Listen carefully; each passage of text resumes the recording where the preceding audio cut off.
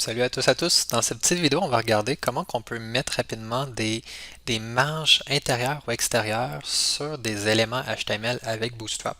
En fait, il y a des classes déjà définies dans Bootstrap qui permettent d'en mettre rapidement sans avoir besoin de taper au long, par exemple, margin top 2.5 EM. Ben, à la place, on peut mettre la classe mt-5 pour faire le même résultat. Donc, on va juste checker ça vite vite.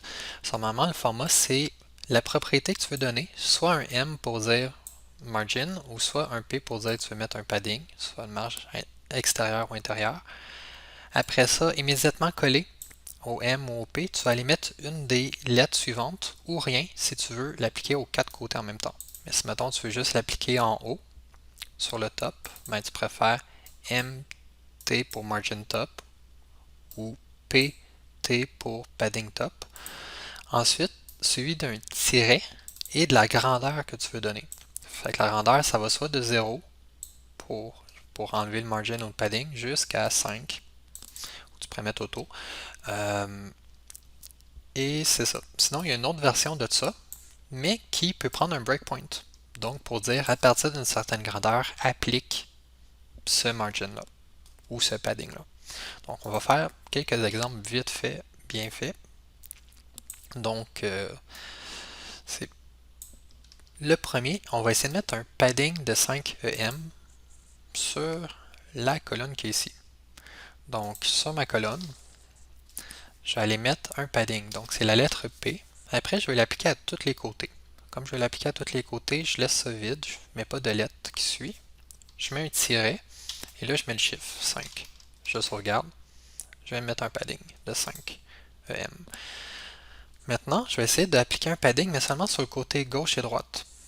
Donc ici, je peux faire la même chose, un P pour padding. Je pourrais mettre par exemple côté gauche, c'est un left L-5.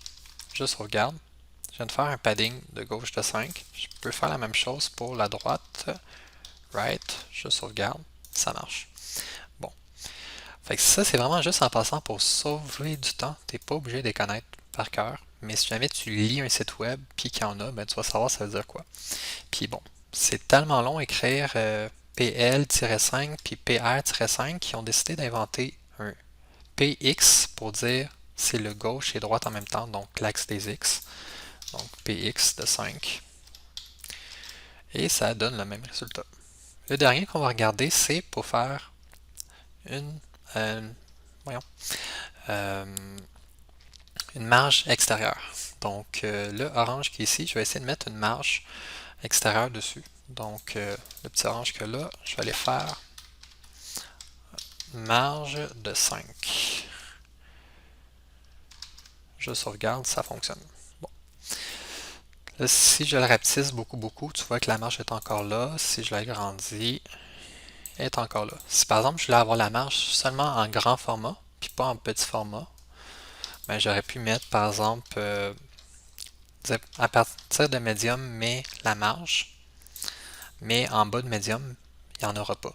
Fait que là, si je rapetisse, tu vois qu'il n'y en a plus. Contrairement à tantôt. Tantôt, j'avais pas le MDCIF, donc ça donnait comme ça. Donc, c'est tout. C'était juste pour vous montrer ces petites classes utilitaires-là. Donc, vous pouvez passer à la prochaine vidéo.